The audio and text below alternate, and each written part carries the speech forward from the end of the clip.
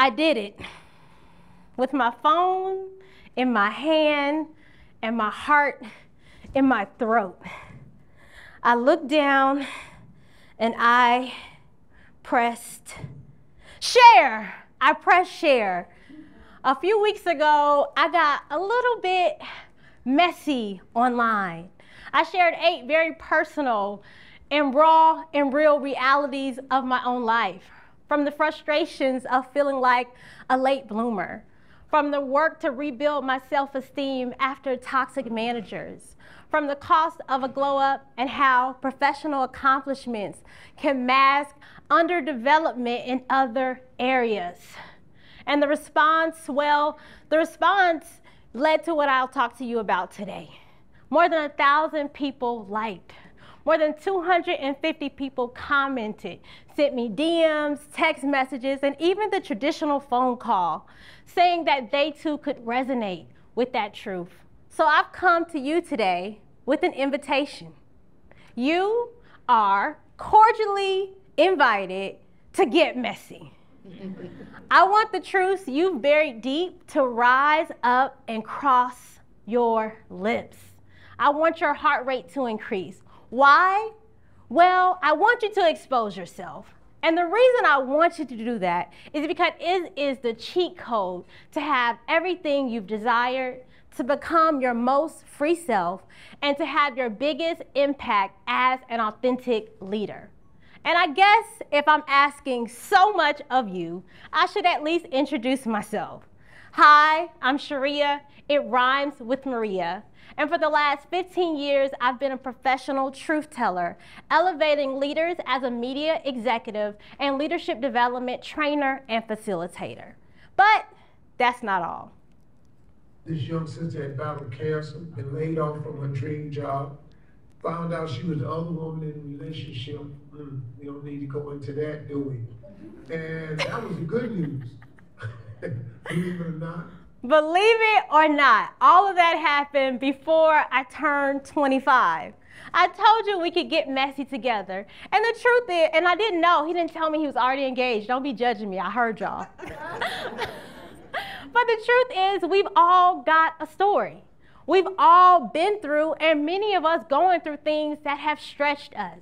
And I want you to know, in my time as a professional journalist, often people would tell me the messy, vulnerable, profound truths they've encountered. And I often would reply with 4 words. You should share that. I knew the stories closest to our hearts not only affect our own power, but have the biggest impact on others. Sharing our deepest truths isn't just freeing, it's also good for our health. A psychology professor at the University of Notre Dame did a study on 110 adults, asking them to stop lying and be more honest over 10 weeks. What they found was those who got more honest reported lower instances of both mental and physical pain and ailments. In the field of organizational behavior, authentic leadership has gotten a brighter spotlight. PubMed Central reports that authentic leaders strongly influence employee performance. 2 dimensions of authentic leadership are self-awareness and relational transparency. Self-awareness asks us to fully know ourselves and to be committed to our personal growth. Relational transparency is when we decide to share the fullness of who we are with others, which builds trust and openness among team members. So we talked about the health and wealth impact of owning and sharing our whole truth. What I found in order to do that are 4 questions that can help us better share. The first question is, what's the story of my life so far? If your life were a book or movie, what would it be called? And for all of us, our culture, our communities, our families influence the stories that we have, and we inherit some stories. I'm fortunate to be able to track back 5 generations in my family. So say hello to 8 of my grandmas and my mother up there.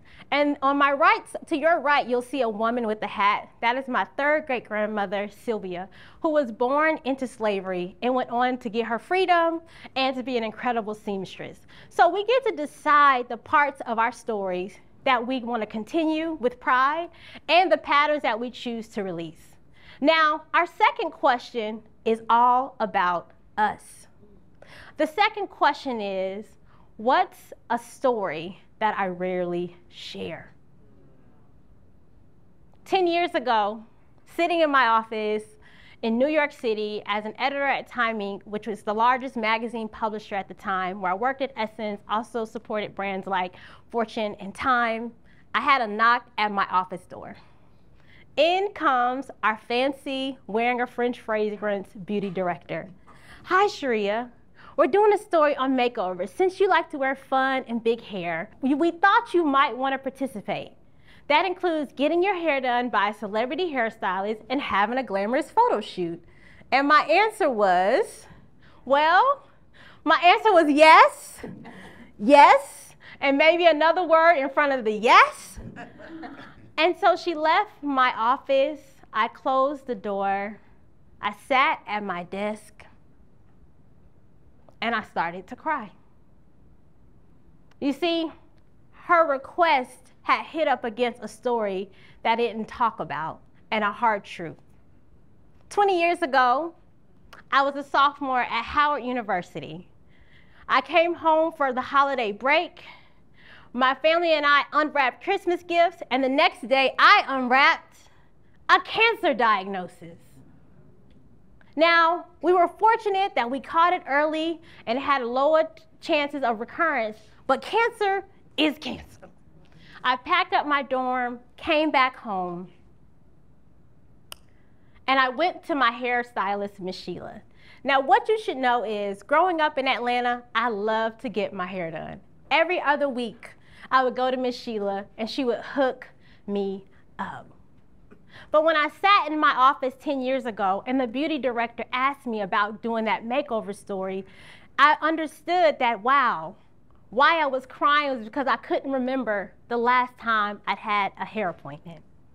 Because when I sat in Miss Sheila's chair 20 years ago, we were having a hard time taking my hairstyle down because my hair was falling out. And so as I sat in my office and cried that day, I realized a story I didn't share was running the story. I realized it was time for me to take back my story. So I wiped my tears, got up from my desk, and went to the beauty director and told her what I experienced. And she looked at me and said, "You should share that."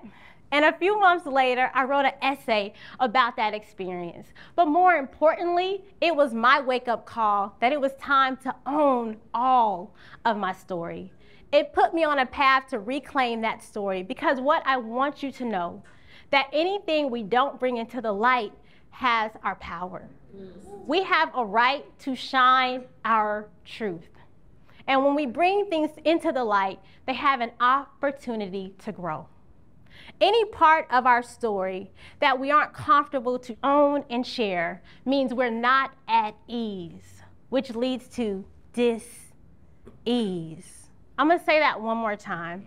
Any part of our story that we don't own and share means we're not at ease, which leads to dis-ease. The good news is we always have the power to take back our stories, and that's what I started to do. So I went from being someone who rarely mentioned that I was a cancer survivor to now boldly having it in my bio, because I realized I had what it took to reclaim my story. So for question number 3, we'll have a little exercise. You see, we've got some letters on the screen, and I want you to use these letters to create a word. Now, one option is reacting. Another, with these same letters, you can create another word, and that word is, I hear it in the room, creating. Oh, I forgot that it clicks fast. Creating. And what I want you to know, those same letters, as we saw, create 2 different words. And the same way we can only spin those letters one time to decide what letter we want to create, we get to do the same for us. So question number 3 is, what happens next in my story? Am I willing to create and face forward and create what happens next in my story? Now, I want you to know, I was once in a room with Oprah Winfrey, and I walked right out of the room without introducing myself. Why? Well, because I had never put on my list of what happens next in my story to meet someone I admire. That's why it's so important we create and cast a vision for our life. So, for our 4th question, it asks us, who am I willing to be to have my next? Who am I willing to be? Am I willing to be my most vulnerable self and share the tough truths even when it's uncomfortable? Am I willing to fully face my own experiences and make sure I'm at ease and in control and on top of every part of my story? In my journey, working with top CEOs and leaders and being able to produce and book more than 300 national media interviews and segments, I've learned that the leaders that have the greatest impact fully own and share all of their experiences. Now, I told you, because I never put on a vision board that I wanted to meet Oprah Winfrey, when I was in the same room with her, I walked right out without accessing and taking advantage of the opportunity. The good news is, you're only gonna catch me slipping once. And so I went home and I put on my board, next year, I'm meeting Oprah. And what I want you to know, if you are willing to expose yourself, if you're willing to own all of your story and decide what happens next, prepare to see your mind be blown.